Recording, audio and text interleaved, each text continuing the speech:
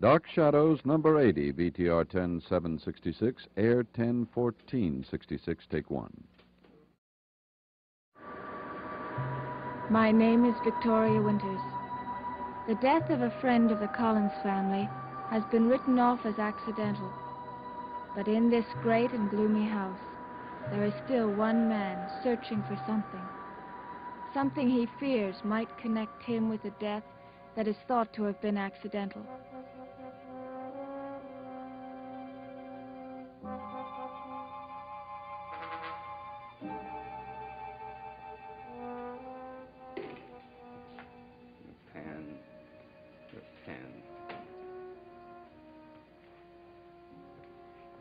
Standing just about here. Carolyn offered me the pen and then left. And then later she came back by the fireplace here. And I offered her the pen. She refused.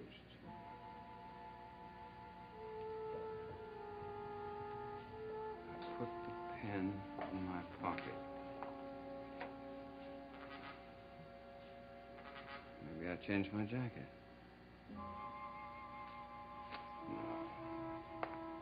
No, I didn't.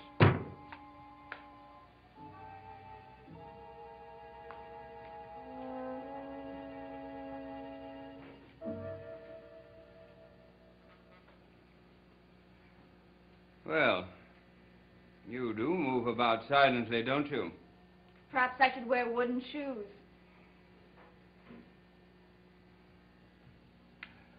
I suppose you wonder what I was doing. Not at all. I know what you were doing.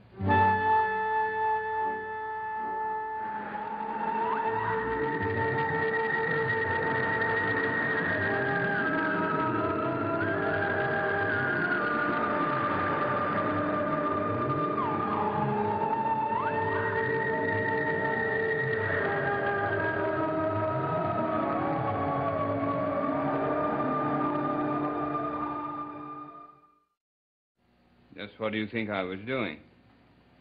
You were practicing a new dance step. Oh. Well, unfortunately not. I was trying to remember something, but it wasn't very important. Are you looking for something? Not something, someone. I can't find David anywhere. He seems to have vanished into thin air. Well, not exactly. Do you know where he is? But I received a call that he was at the Collinsport Inn with Burke Devlin. Well, perhaps I should go and get him. No, don't bother. By the time I got there, he had already left alone, and I didn't see him on the road as I drove home. He's probably gone to his favorite haunt, the old house. Just the sort of hideout that my son would choose.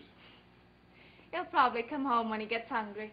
Oh, Vicky, have you heard any more about my sister hiring Mrs. Johnson to work here? As far as I know, no more's been done about it. Oh, I hope so. I hope that you can dissuade her from bringing her on here, because I dislike having strangers around the house. Well, not so very long ago, I was a stranger myself. Well, but you see, that's quite different. You have come from out of town without any local connections. If we bring Mrs. Johnson here, I'm sure she will want to have all of her friends coming here, and I think the place will be flooded with local curiosity seekers. I'm not too keen on the idea of having Mrs. Johnson hovering about. Roger, will you stop interfering with the running of my house? The responsibility is mine. But really, Liz. Will you excuse me? I have something to do. Of course.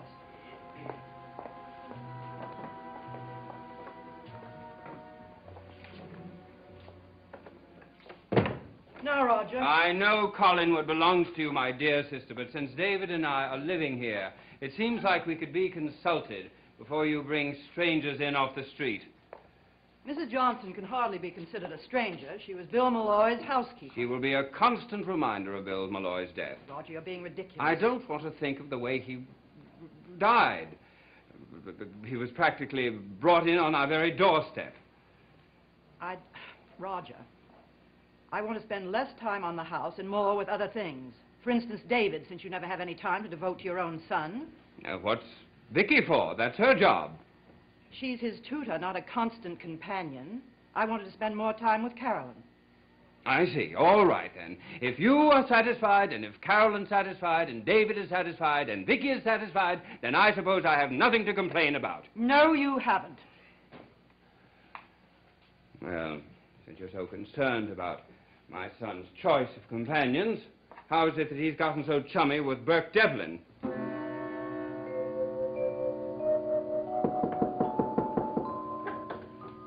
Anybody home? Come on in.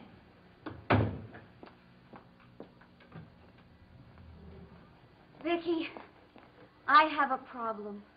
Ignore it and it'll go away. That's my problem. It already isn't there.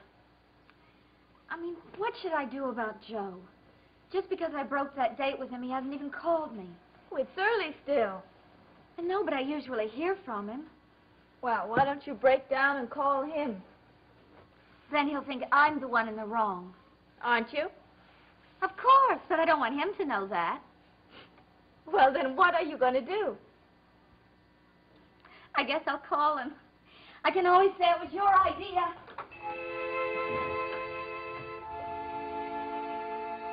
I have no idea why David was in town. All I do know is that he was having something to do with Burke Devlin at the Collinsport Inn. Mrs. Johnson was there, too. Both of them? Well, apparently not. I'll certainly speak to David about it. Well, I wish you would. All right, Joe. That's marvelous. Well, you get her as soon as you can. Bye-bye. Well, nice to see one happy face around here. I am happy. Good. Kitten, are you positive that you gave Burke's fountain pen back to me? Of course. Well, what makes you so positive? Because it was the night Mr. Malloy died. You don't think I'd forget a thing like that, do you? No, I suppose not. And then later, you told me you went right from here to the office. So if you haven't found the pen anywhere around the house, you must have lost it on the way. Yes, I could have.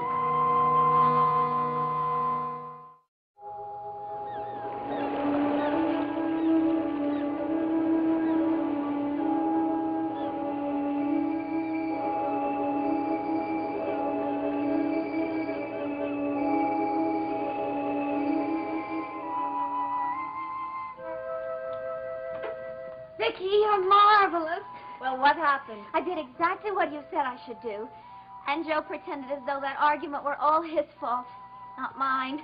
Anyway, he's coming right up here. Have you got a scarf I could wear with this? I think so. Oh, look at my hair. What should I do with it? Brush it. Thanks. Vicky, have you seen David? Mr. Collins said that he was in town. He's probably back by now. Did he tell you he was with Burke Devlin? Yes, he did. This can't continue. We've got to get some help here. How about Mrs. Johnson? Oh, I don't know, Carolyn. Oh, why don't you call her? It'd be such a nice thing to do for Mr. Malloy. Yes, I suppose it would. That sounds like Joe. Vicky, would you be a lamb and run downstairs and let him in? Sure. Thank you. Carolyn, you were with David the other day in Burke's hotel room. Yes? Well, what was Burke's attitude towards David? I don't know. I think he just sort of tolerates him. And what is David's attitude towards Burke? He seems to like him very much. David says he's his friend. Is my hair all right? Oh, I wish everything in this house was as all right as your hair.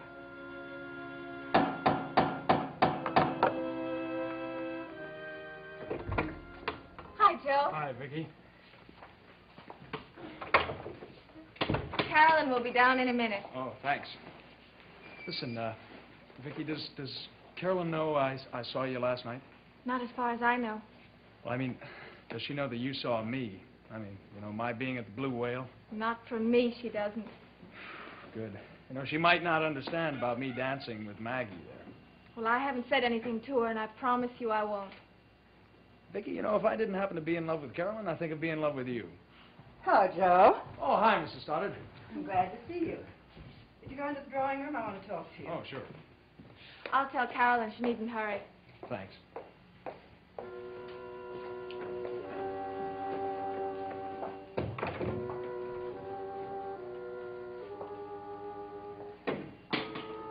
Oh, Roger, were you able to find David? No, I wasn't.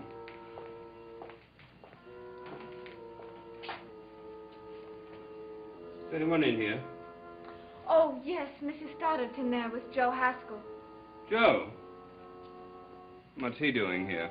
He came to see Carolyn. Does Carolyn know about last night?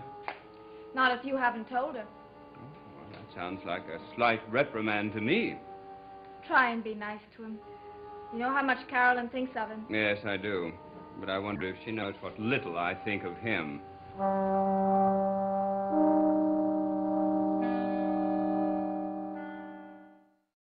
I want to talk to you about your plans for the future, Joe. Oh, well, I don't have any special plans. I would like to have my own fishing boat and be my own boss, but that's a long way off. Am I such a bad boss to work for? No, it's not that. It's just that I've always wanted to be an independent and operate my own boat. Sort of strike out at success on my own. It's a sound answer. I hope I'm not interrupting anything of vital importance. Oh, come in, Roger. I was just about to try and persuade Joe to give up his ideas about becoming an independent. Well, are you afraid that the Collins fishing fleet can't stand the competition? No, but I'd rather have Joe working for us. Well, I thought if I had my own boat, I'd still be able to work for you on a contract basis. Of course, that's possible, but I'd rather you stay on with us. I think you'd do better, and now with Mr. Malloy gone, we might be able to give you a better job. Well, I thought those kinds of decisions were my responsibility, Liz. I'm sure you'll agree with me, Roger. Yes, I suppose so. Well, I don't think it's going to be necessary for either one of you to decide anything. Joe, of course, it's up to you, but I wish you'd give it more thought. And to be in a position to ask Carolyn to marry you... I've already asked her. Well, perhaps without the necessary inducements. You do want to marry her. Well, of course. And perhaps she doesn't want to marry you. Roger, I think it would be better if I talked to Joe alone. As you wish, my dear.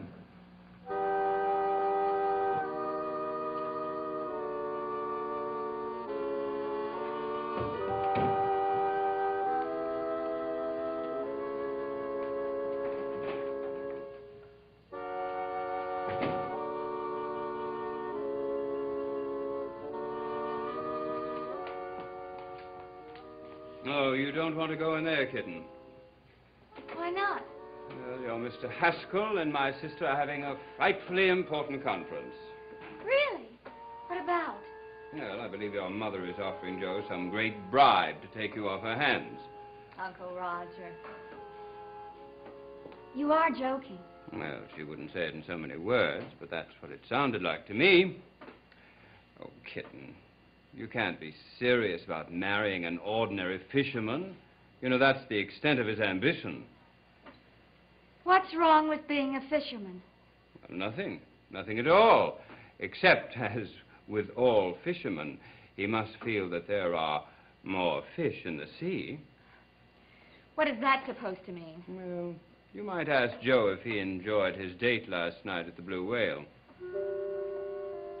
What date? Well, I'm not one to talk out of school, but Vicky and I happened to be there, and we saw him with Maggie Evans. I don't believe it. Well, why don't you ask him? Or better yet, ask Vicky. I'll do just that.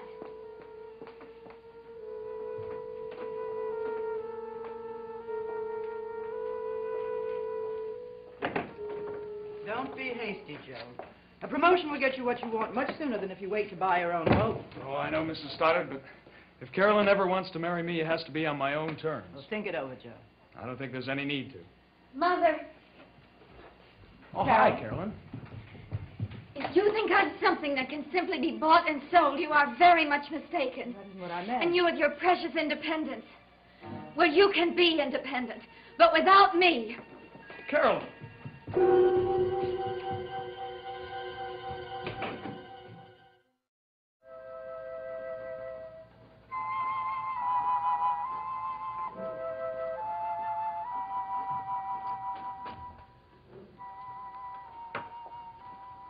Well, what's the matter?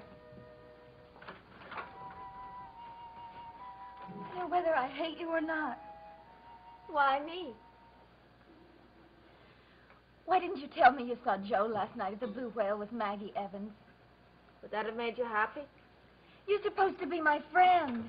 I think I am. Then why didn't you tell me? Because there wasn't anything to it. It wasn't as though they had a date. Maggie was there with her father. If my Uncle Roger hadn't told me, I never would have known. You wouldn't have been so unhappy. Is that what you came wailing up here about? Partly. My mother just offered Joe a perfectly wonderful opportunity for advancement in our company. And he turned her down. He still wants to own his own boat. Well, isn't that what you want? Well, yes. Because that's what he wanted. It would have meant we could get married. That's what you're afraid of, isn't it? I don't know. I think I'll take a long walk and see if the sea air doesn't blow some sense into my head. You want company? No, thanks. I think I'll go out to Lookout Point. Who knows, maybe I'll fall in the water and drown like Mr. Malloy. And no more problems. You do that. Only don't get washed up on Widow's Hill.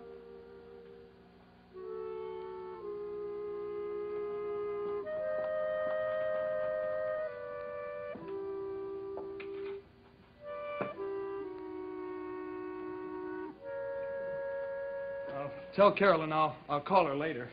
If she'll still talk to me. Oh, she'll get over it.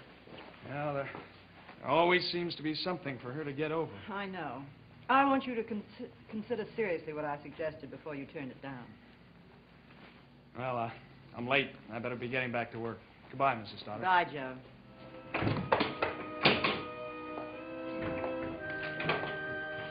Oh, Roger, would you mind going upstairs and telling Carolyn I want to speak to her? As you wish, my dear sister. I think she's in her room. Aye.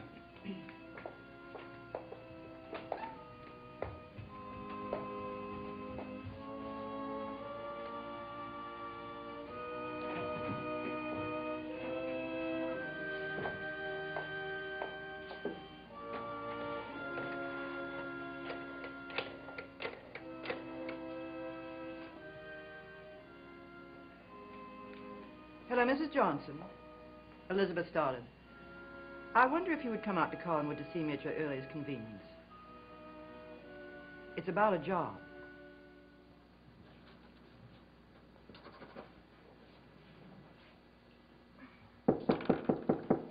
Come in. Vicky, I'm sorry to bother you. I'm looking for Carolyn. Have you seen her? Well, she said something about going for a walk to Lookout Point. Lookout Point. That's where Malloy drowned. Well, it's not always so unlucky. I found this fountain pen there. You found this pen at Lookout Point? It's pretty, isn't it? But it's not much good without any ink. Excuse me.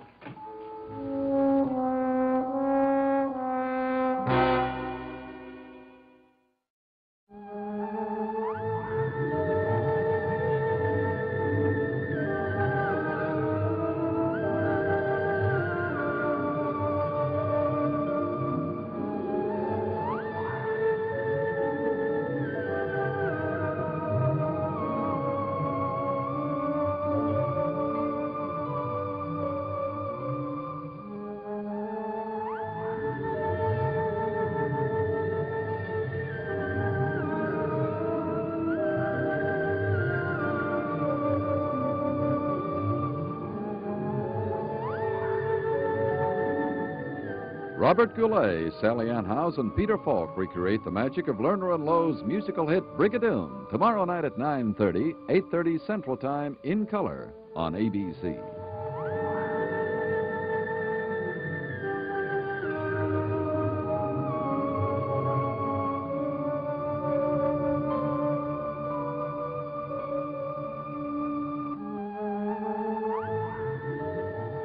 Dark Shadows is a Dan Curtis production.